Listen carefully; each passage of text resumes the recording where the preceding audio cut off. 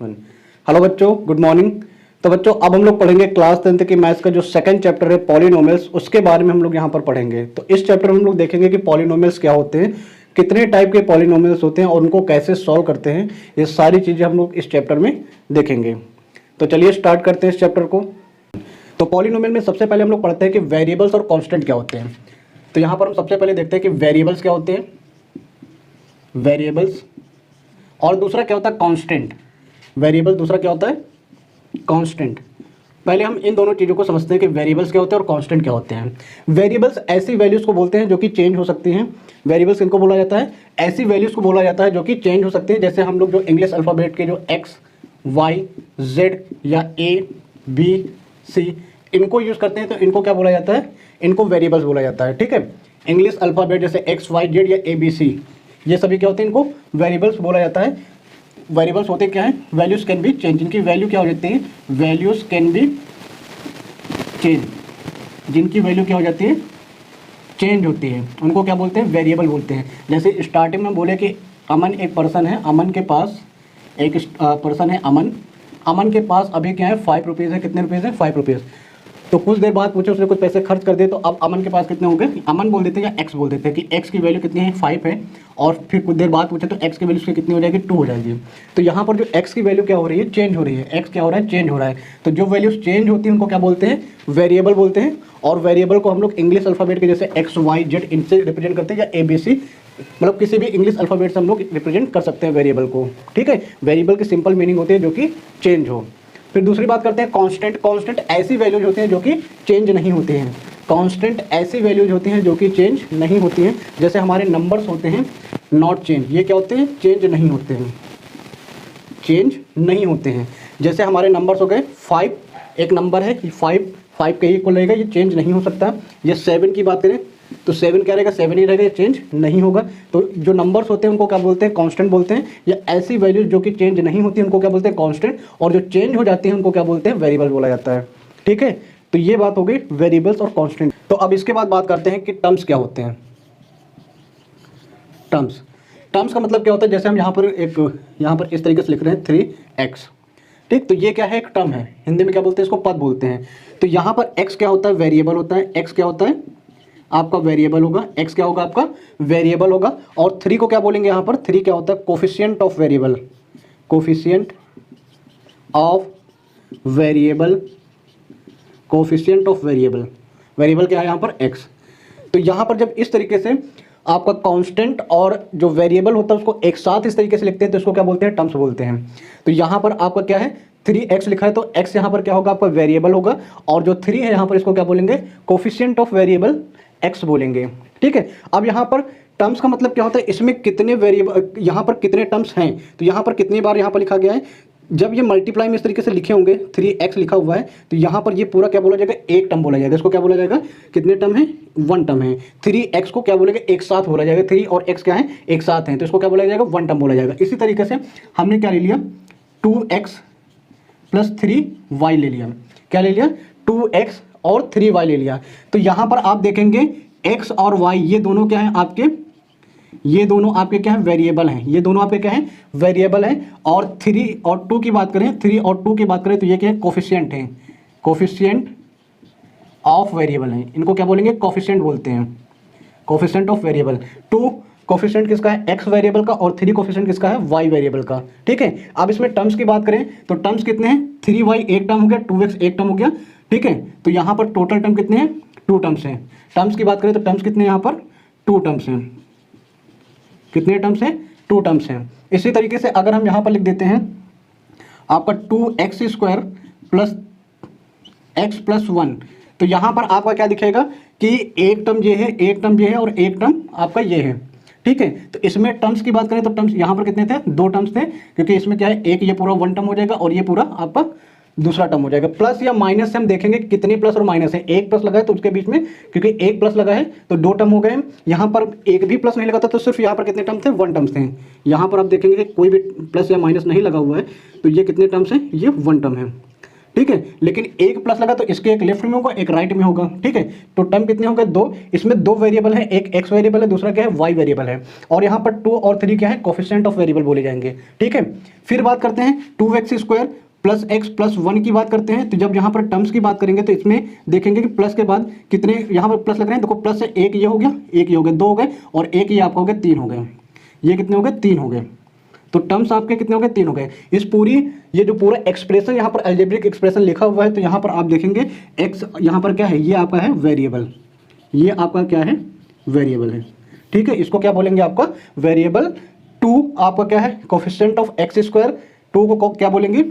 2 को बोलेंगे coefficient of x²।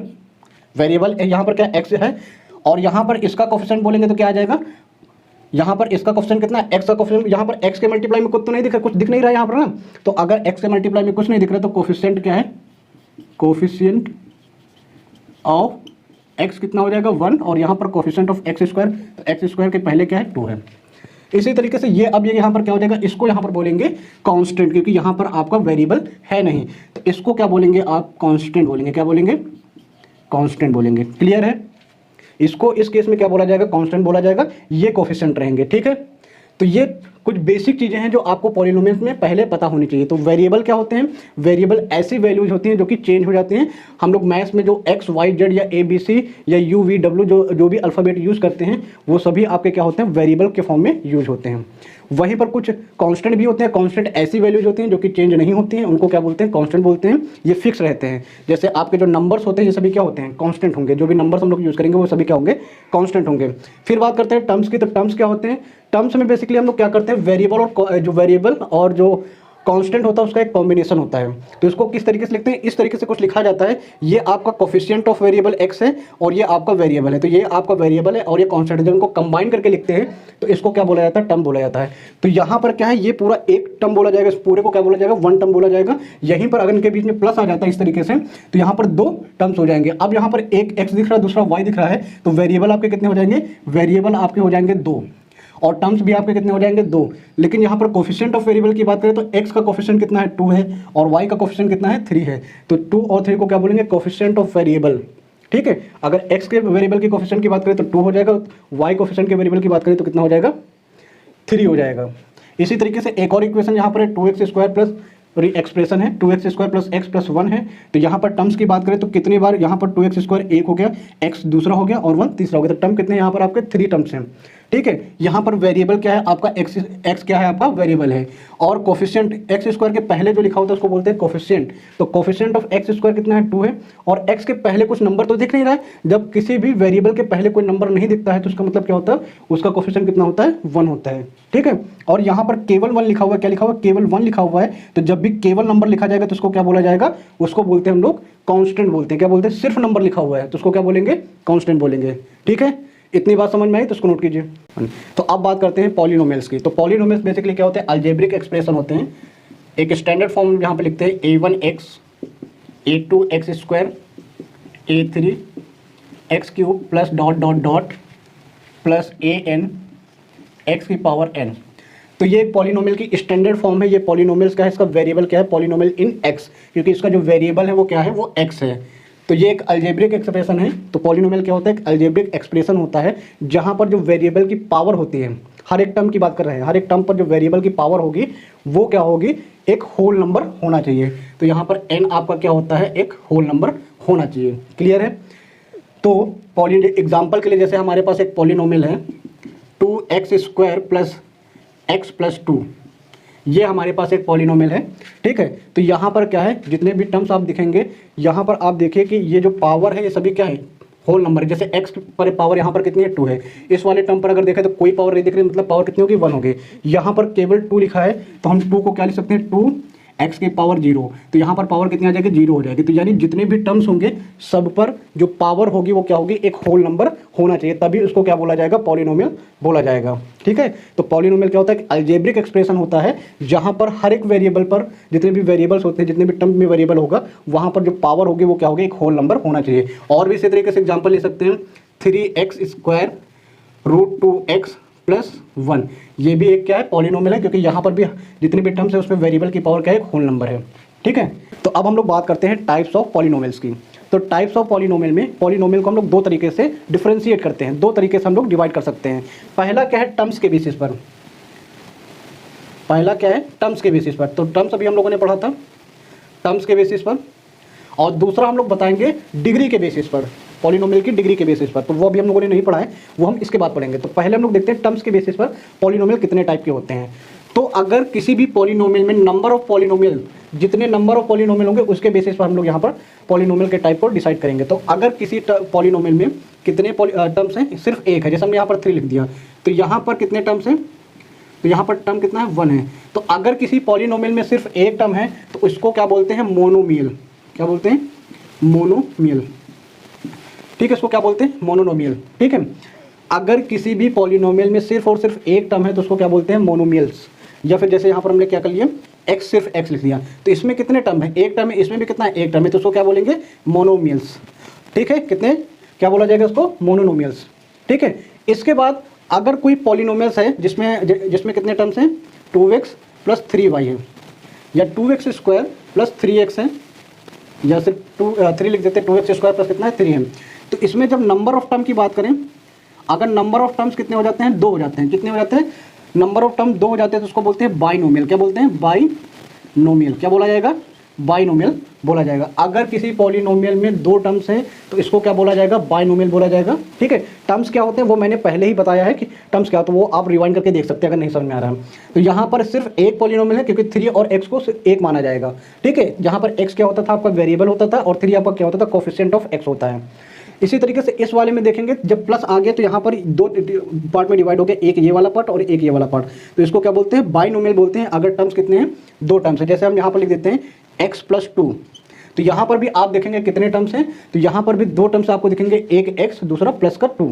तो यहाँ पर कितने टर्म्स हो जाएंगे, 2 टर्म्स हो जाएंगे। अगर 2 टर्म्स होते हैं तो उसको क्या बोलते हैं, बाइनोमियल बोलते हैं। ठीक है, इसके बाद बात करते हैं, अगर किसी भी पॉलिनोमियल में कितने टर्म्स हो जाए, 3 टर्म्स हो जाएं। जैसे 3 टर्म्स हो जाते हैं तो इसको क्या बोलते हैं, इसको बोलते हैं ट्राइनोमियल। क्या बोलते हैं, ट्राइनोमियल। क्या बोलेंगे, ट्राइनोमियल। जैसे हमारे पास यहाँ पर एग्जांपल लिखते हैं, px equal to 2x square plus x plus 3। ये एक पॉलिनोमियल यहाँ पर लिखा हुआ है। तो इस पॉलिनोमियल में एक टर्म आपका ये हो गया, एक टर्म आपका ये हो गया, और एक टर्म आपका ये हो गया। तो कितने टर्म्स हैं यहाँ पर, 3 टर्म्स हैं। अगर 3 टर्म्स हैं उसको क्या बोलते हैं, ट्राइनोमियल बोलते हैं। अब अगर किसी में 3 टर्म से ज़्यादा, किसी भी अलजेब्रिक एक्सप्रेशन में 3 टर्म से ज़्यादा हो जाते हैं, जैसे 3 टर्म से ज़्यादा हो जाएंगे तो उसको हम लोग बोलते हैं पॉलिनोमियल बोल देते हैं।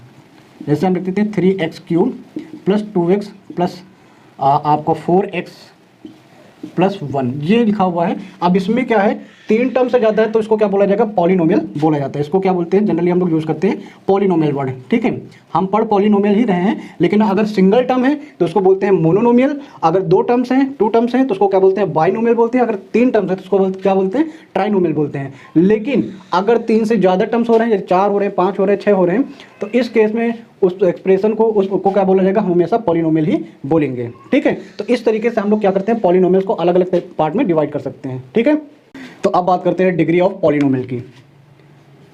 Degree of polynomial,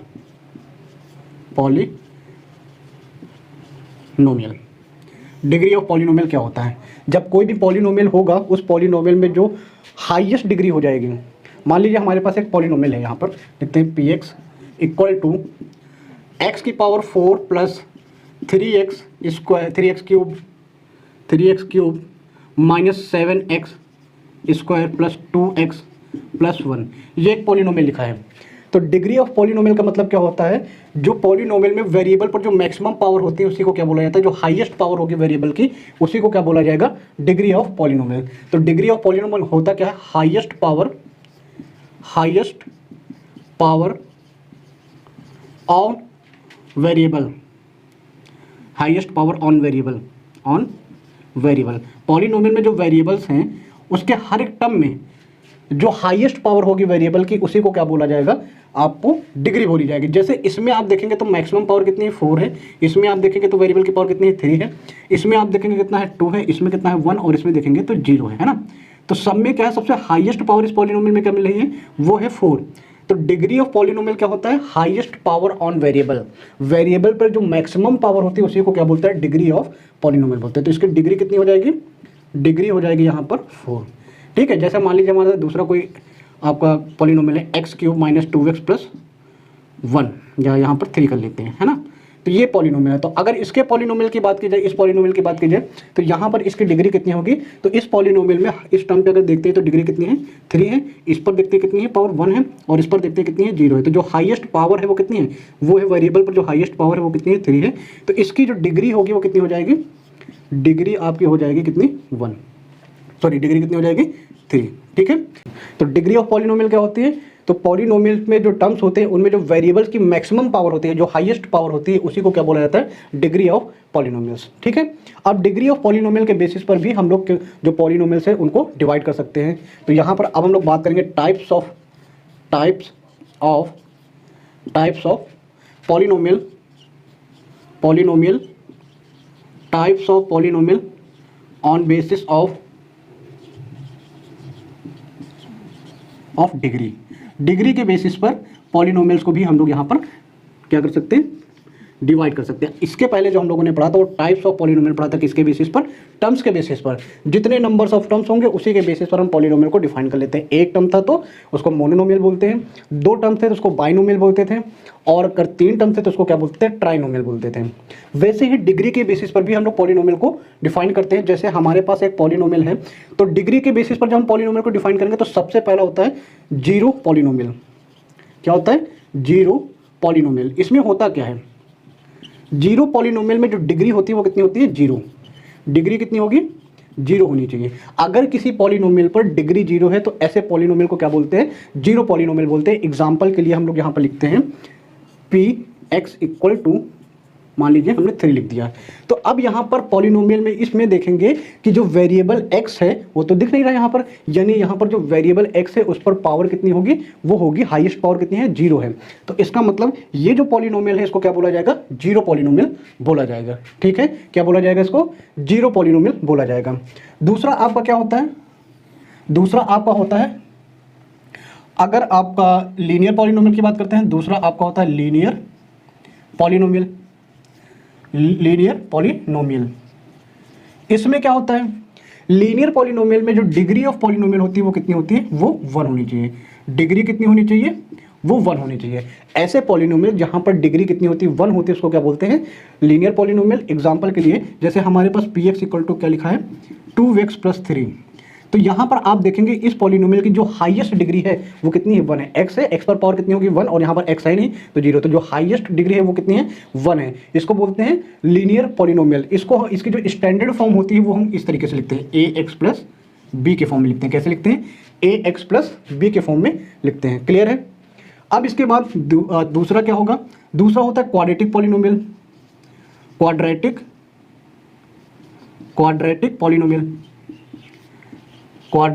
polynomial.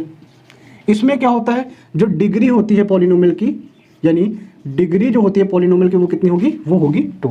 Degree जो पॉलिनोमियल की होती है वो कितनी होती है, वो होती है 2। एग्जांपल के लिए हमारे पास अगर कोई पॉलिनोमियल px है, 2x² + 3x + 4, ये एक पॉलिनोमियल है ना। तो यहाँ पर जो इस पॉलिनोमियल की हाईएस्ट पावर है वो कितनी है, 4 है, सॉरी हाईएस्ट पावर कितनी है, 2 है। तो यानी डिग्री कितनी हो जाएगी इसकी, 2 हो जाएगी। तो जहाँ पर जिस पॉलिनोमियल की जो हाईएस्ट पावर 2 होगी उसको क्या बोला जाएगा, क्वाड्रेटिक पॉलिनोमियल बोला जाएगा। क्या बोला जाएगा, क्वाड्रेटिक पॉलिनोमियल बोला जाएगा, जिसकी डिग्री कितनी होगी, 2 होगी। जहाँ पर डिग्री ऑफ पॉलिनोमियल अगर 2 होती है तो उस पॉलिनोमियल को क्या बोलते हैं, क्वाड्रेटिक पॉलिनोमियल बोलते हैं। अगर इसके स्टैंडर्ड फॉर्म की बात की जाए तो इसके जो स्टैंडर्ड फॉर्म होती है वो कितना होता है, ax² + bx + c होता है, जहां पर a b c सभी क्या होते हैं, रियल नंबर होते हैं। a ≠ = 0 होना चाहिए। क्लियर है, इतनी बात समझ में आ रही। तो क्वाड्रेटिक पॉलिनोमियल में क्या होता है, डिग्री ऑफ पॉलिनोमियल कितनी होनी चाहिए, 2 होनी चाहिए। ठीक है, इसके बाद बात करते हैं क्यूबिक पॉलिनोमियल की। इसके बाद बात करेंगे क्यूबिक पॉलिनोमियल की। तो क्यूबिक पॉलिनोमियल में क्या होता है, क्यूबिक पॉलिनोमियल में क्या होता है, जो डिग्री ऑफ पॉलिनोमियल होती है वो कितनी होगी, 3 होगी। डिग्री कितनी होगी यहाँ पर, सॉरी डिग्री कितनी होगी यहाँ पर, डिग्री हो जाएगी आपकी 3। जैसे एग्जांपल के लिए हम बोलते हैं p x equal to x cube plus 2x square minus का 4x प्लस का 2, ये दे रखा है। तो ये जो पॉलिनोमियल है यहाँ पर इसकी डिग्री कितनी, हाईएस्ट पावर कितनी है, वो है 3 यहाँ पर मिल रही है ना। तो यानी डिग्री ऑफ पॉलिनोमियल कितना हो जाएगा, 3 हो जाएगा। तो जिस पॉलिनोमियल की डिग्री 3 होती है उसको क्या बोलते हैं, क्यूबिक पॉलिनोमियल बोलते हैं।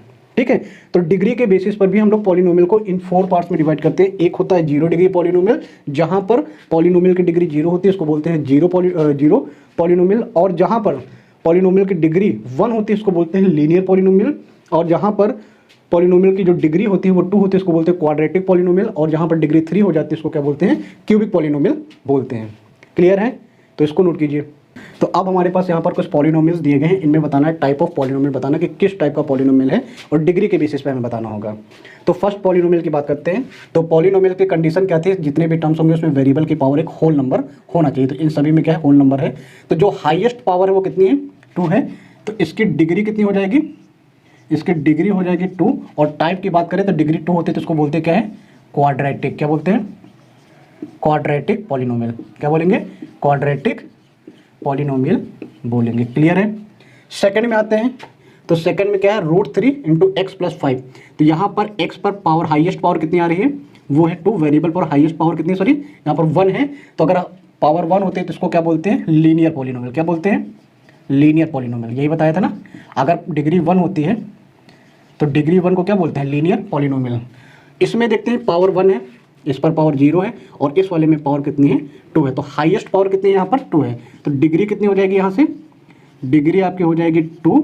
और अगर पॉलिनोमियल के टाइप की बात करें तो ये डिग्री 2 के केस में क्या होता है, क्वाड्रेटिक पॉलिनोमियल होता है। क्लियर है, क्वाड्रेटिक पॉलिनोमियल। ओके, फिर इस वाले में आते हैं। तो यहाँ पर वेरिएबल तो है नहीं, यानी ये कांस्टेंट होगा, 0 पावर हो जाएगी, इस पर पावर 2 है, इस पर पावर 3। तो हाईएस्ट पावर कितनी है, 3 है। तो डिग्री कितनी हो जाएगी यहाँ पर, डिग्री आपकी हो जाएगी कितनी, 3। और अगर 3 डिग्री है तो इस पॉलिनोमियल को बोलते हैं क्या है, क्यूबिक पॉलिनोमियल। क्या बोलते हैं, क्यूबिक पॉलिनोमियल बोलते हैं। ओके, फिर नेक्स्ट की बात करते हैं। तो नेक्स्ट में 2x माइनस 3 है। तो x पर जो हाईएस्ट पावर दिख रही है वो कितनी है, वो है 1। और 1 को क्या बोला जाता है, लीनियर पॉलिनोमियल। क्या बोला जाता है, लीनियर पॉलिनोमियल। ठीक है, फिर लास्ट में आते हैं। तो इसमें हाईएस्ट पावर कितनी है, 3, 2 और 1 0 है। तो मतलब हाईएस्ट पावर कितनी होगी, 3 हो गई। तो हाईएस्ट पावर कितनी, 3 है। तो डिग्री कितनी हो जाएगी, डिग्री भी आपकी कितनी हो जाएगी, 3 हो जाएगी। और अगर डिग्री 3 है तो क्या बोला जाएगा, क्यूबिक पॉलिनोमियल। क्या बोला जाएगा, क्यूबिक पॉलिनोमियल। क्या बोला जाएगा, क्यूबिक पॉलिनोमियल। तो इस तरीके से हम लोग आइडेंटिफाई कर सकते हैं कि कोई भी पॉलिनोमियल का टाइप क्या है on the basis of degree. Clear है, नोट कर लीजिए। तो इसके बाद बात करेंगे हम वैल्यू ऑफ पॉलिनोमियल की। तो अब हम लोग बात करेंगे वैल्यू ऑफ पॉलिनोमियल। तो वैल्यू ऑफ पॉलिनोमियल कैसे कैलकुलेट करते हैं, अगर कोई भी पॉलिनोमियल हमें गिवन है px, ठीक है, कोई भी पॉलिनोमियल हमें गिवन है, एग्जांपल के लिए हम लिख देते हैं 2x square plus 3x plus 2, ये एक पॉलिनोमियल गिवन है। तो वैल्यू ऑफ पॉलिनोमियल में क्या करते हैं कि एक वेरिएबल की वैल्यू दी होगी, उस वेरिएबल की वैल्यू के लिए पॉलिनोमियल की वैल्यू निकालनी होती है। तो इस पॉलिनोमियल की वैल्यू निकालना है x इक्वल टू 1 पर। किस पर निकालना है, x इक्वल टू 1 पर। तो यहाँ पर जो पॉलिनोमियल की वैल्यू हो जाएगी p1, जहाँ जहाँ वेरिएबल x की वैल्यू 1 है, जहाँ जहाँ वेरिएबल x है वहाँ पर क्या रख देंगे, 1 रख देंगे। तो 2 1 की पावर 2 प्लस 3 1 प्लस 2, तो कितना आ जाएगा, ये 2 प्लस 3 कितना हो जाएगा, तो ये आ जाएगा 2, ये आपका आ जाएगा 3 1 जा 3, और ये आपका आ जाएगा 2, कितना हो जाएगा टोटल, ये हो जाएगा 7। तो इस तरीके से हम किसी भी पॉलिनोमियल की वैल्यू निकाल सकते हैं। क्लियर है क्या बोल रहे हैं। तो पॉलिनोमियल की वैल्यू निकालने के लिए हमें क्या दिया जाता है, एक पॉलिनोमियल दिया जाएगा और बोलेगा कि किस पॉइंट पे पॉलिनोमियल की वैल्यू फाइंड करनी है। तो हमने यहाँ पर क्या किया है, x इक्वल टू 1 पॉइंट पर पॉलिनोमियल की वैल्यू फाइंड की है। तो वो x की वैल्यू पॉलिनोमियल में जो वेरिएबल है उसमें पुट कर देंगे और पॉलिनोमियल की वैल्यू आ जाएगी। ठीक है, जैसे अब हमारे पास एक दूसरा पॉलिनोमियल है। दूसरा पॉलिनोमियल क्या है, px equal to x square minus 3x minus 4 की जो वैल्यू है उसकी, उस पॉलिनोमियल की वैल्यू x इक्वल टू 2 पर फाइंड करनी है। तो यहाँ पर सिंपल जो पॉलिनोमियल में वेरिएबल 2 है उसकी जगह पर क्या रख देंगे, x है, जो उस पॉलिनोमियल का वो जो वेरिएबल x है उसकी जगह पर क्या रख देंगे, 2 रख देंगे। तो ये हो जाएगा 2 की पावर 2 माइनस 3 इंटू 2 और माइनस का 4, तो 2 की पावर 2 होता है 4, 3 2 कितना हो जाएगा 6 माइनस का 4, तो ये बचेगा माइनस का 6। जो पॉलिनोमियल की वैल्यू है x इक्वल टू 2 पॉइंट पर वो कितना है -6 है। इस तरीके से हम किसी भी पॉलिनोमियल की वैल्यू को कैलकुलेट कर सकते हैं। ठीक है, अब बात करेंगे जीरोज ऑफ पॉलिनोमियल की। आप देखेंगे जीरो ऑफ अ पॉलिनोमियल, किसी भी पॉलिनोमियल का जीरो कैसे फाइंड कर सकते हैं, जीरोस कैसे फाइंड कर सकते हैं, zeros of a polynomial. Clear है, इसको कैसे फाइंड कर सकते हैं। अगर कोई भी पॉलिनोमियल हमारे पास दिया है px, ठीक है, तो x की किसी भी वैल्यू, x की किसी वैल्यू के लिए अगर पॉलिनोमियल की वैल्यू क्या हो जाती है, जीरो हो जाती है, तो उसको क्या बोलते हैं, जीरो पॉलिनोमियल, कि उसको क्या बोलेंगे, जीरोज ऑफ पॉलिनोमियल बोलेंगे। जैसे हम क्या कर देते हैं, यहाँ पर पॉलिनोमियल की वैल्यू निकालते थे x इक्वल टू किसी पॉइंट पर, है ना, x की वैल्यू दी जाती थी ना, तो उसी x की अगर किसी वैल्यू के लिए पॉलिनोमियल की वैल्यू क्या हो जाती है, जीरो हो जाती है। वैल्यू अभी भी निकालेंगे, लेकिन अब अगर पॉलिनोमियल की वैल्यू जीरो हो जाती है तो x के जिस वैल्यू के लिए पॉलिनोमियल की वैल्यू जीरो होती है उसको बोलते हैं जीरोज ऑफ पॉलिनोमियल। यानी हम कह रहे हैं कि अगर px इक्वल टू कोई ये दिया हुआ है, तो अगर x की जगह पर कोई भी वैल्यू रख देते हैं k, और इससे जो पॉलिनोमियल की वैल्यू हो वो जीरो हो जाती है, तो यहाँ पर जो k हो जाएगा उस k को क्या बोला जाएगा, zeros of polynomial, zero of polynomial. ठीक है, तो चलिए जैसे देखते हैं यहाँ पर, जैसे हमारे पास एक पॉलिनोमियल दिया है px equal to 2x plus 3, ये दिया है 2x प्लस 3। अब यहाँ पर अगर हम x की कोई भी वैल्यू रखें, क्या रखें, x की कोई भी वैल्यू रखें और जिससे पॉलिनोमियल की वैल्यू जीरो हो जाती है, तो इसका मतलब क्या होगा, जो वैल्यू आएगी वो क्या होगी, पॉलिनोमियल, उसको बोलेंगे जीरो ऑफ पॉलिनोमियल बोलेंगे। क्लियर नहीं हो रहा क्या बोलें, तो देखिए यहाँ पर क्या है, हम कह रहे हैं कि यहाँ पर k की कोई भी वैल्यू रखते हैं, तो यहाँ पर पॉलिनोमियल, जीरो ऑफ पॉलिनोमियल निकालने का तरीका क्या होता है, हम इस वैल्यू को क्या कर देंगे, जीरो के इक्वल कर देंगे। तो यहाँ पर क्या कर देते हैं, pk इक्वल टू क्या होता है, जीरो। जीरो जो पॉलिनोमियल में पॉलिनोमियल की वैल्यू क्या हो जाती है, जीरो हो जाती है। तो यहाँ पर जहाँ जहाँ x है वहाँ पर क्या कर देते हैं, k कर देते हैं, तो यहाँ से कितना, इतना आ जाएगा। अब यहाँ से k की वैल्यू कितनी आ जाएगी, -3/2, ये वैल्यू आ जाएगी। तो अब ये k की जो वैल्यू -3/2 आ रही है, k की ये जो वैल्यू है यही क्या है, जीरो ऑफ पॉलिनोमियल है। यानी हमने जो x इक्वल टू क्या पुट किया है, x की जगह पर k पुट किया है ना, और k की वैल्यू कितनी आ रही है, -3/2, तो ये जो -3/2 है इसी को क्या बोलेंगे, जीरो ऑफ पॉलिनोमियल। ठीक है, किसी भी पॉलिनोमियल में जो नंबर ऑफ जीरोज होते हैं, नंबर ऑफ जीरोज डिपेंड करते हैं नंबर ऑफ डिग्री। कोई भी पॉलिनोमियल अगर दिया गया है तो उस पॉलिनोमियल में कितने नंबर ऑफ पॉलिनोमियल्स होंगे, तो ये डिपेंड करेगा कि उस पॉलिनोमियल की डिग्री कितनी है। जैसे इस पॉलिनोमियल में आप देखेंगे कि इसकी डिग्री कितनी है, डिग्री थी 1, डिग्री कितनी थी, 1 थी। तो इस पॉलिनोमियल में जो जीरोस कितने आएंगे, 1 आएंगे। इसी तरीके से अगर हम एक दूसरा पॉलिनोमियल ले लेते हैं, px equal to x square minus का 3x और प्लस का 2, ये ले लेते हैं। ठीक है, अब इस पॉलिनोमियल की जो डिग्री है वो कितनी है, 2 है, तो मतलब इसके नंबर ऑफ जीरो भी कितने आएंगे, 2 आएंगे। तो यहाँ पर करेंगे क्या, तो अब कौन कौन सी वैल्यू होंगे जिसके लिए इनके पॉलिनोमियल निकालने होंगे, तो यहाँ पर हम k ले लेते हैं, x की जगह पर क्या कर देते हैं, k कर देते हैं।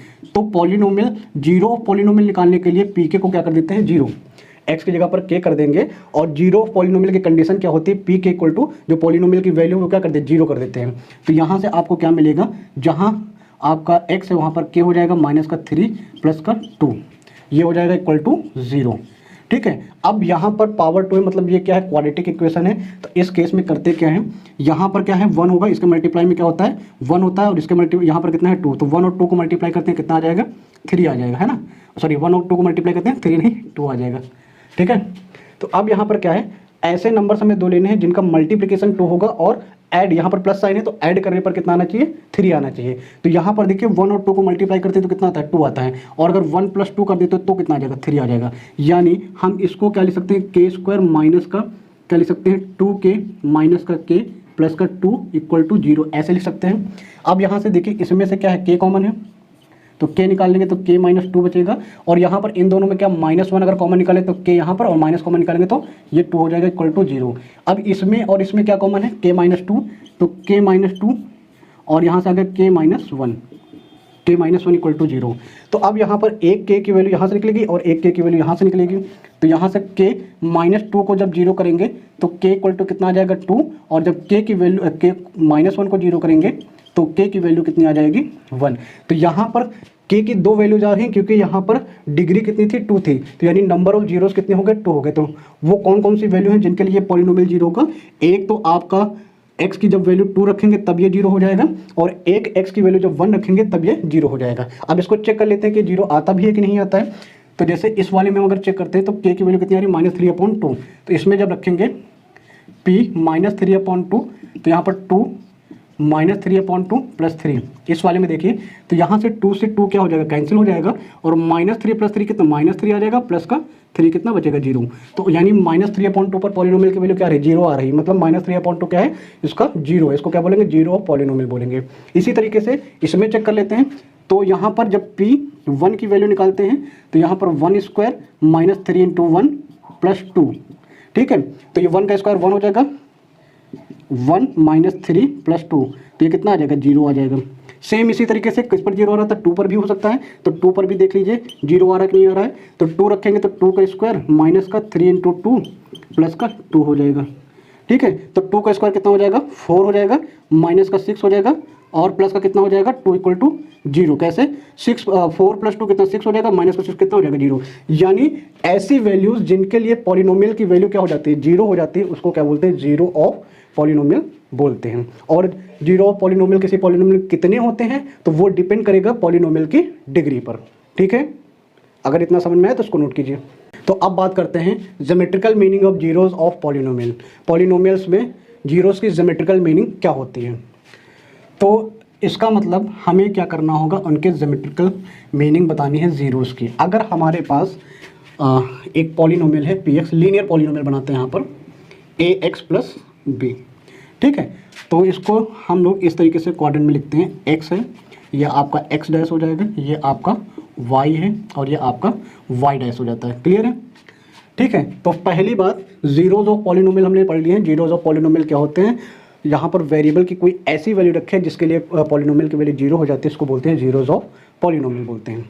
अब जीरोज ऑफ पॉलिनोमियल होता किसके इक्वल है, तो पहले केस में हम बोलते हैं zeros, number of zeros of polynomial की बात करें, number of zero of polynomial, number of zero of polynomial कितने होंगे, तो वो होगा equal two degree of polynomial, degree of polynomial के इक्वल। अभी मैंने बोला था जितनी डिग्री होगी पॉलिनोमियल की उतने ही क्या होंगे, नंबर ऑफ, उतने ही नंबर ऑफ, जितने डिग्री होगी पॉलिनोमियल की उतने ही नंबर ऑफ जीरोज भी बनेंगे, ठीक है। तो अगर किसी पॉलिनोमियल में 1 डिग्री है, ठीक है, यानी लीनियर है, जैसे ये लीनियर है, तो इसमें सिर्फ और सिर्फ एक आपका क्या आ जाएगा, सिर्फ एक नंबर ऑफ जीरोस कितने होंगे, सिर्फ एक होंगे। तो यहाँ पर px = 1, देख px = क्या है, ax + b, ये एक लाइन है ना।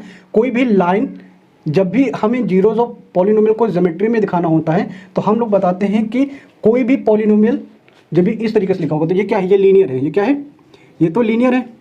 अब लीनियर है तो मतलब लाइन बनेगी। अब इससे हमें जीरो दिखाना है तो हम क्या करते हैं, बोलते हैं कि लाइन एक्स एक्सिस को, कोई भी लाइन पॉलिनोमियल की जो लाइन है वो एक्स एक्सिस को जितने पॉइंट पे कट करेगी उतने नंबर ऑफ जीरोस होंगे। तो एक लाइन जब हम कोई बनाते हैं, जैसे हमने ये बना दिया, क्या बना दिया, ये लाइन बना दिया, ये लाइन हमने बना दिया। ये लाइन क्या है, ये है ax + b, ये क्या है, ax + b लाइन है, ठीक है। तो ये जो लाइन है एक्स एक्सिस को कितने पॉइंट पे कट करती है, 1 पॉइंट पे कट करती है। तो नंबर ऑफ जीरो भी कितने हो जाएंगे, 1 हो जाएंगे। तो नंबर ऑफ जीरो कितने, दूसरा क्या हो जाएगा, लाइन नंबर ऑफ पॉइंट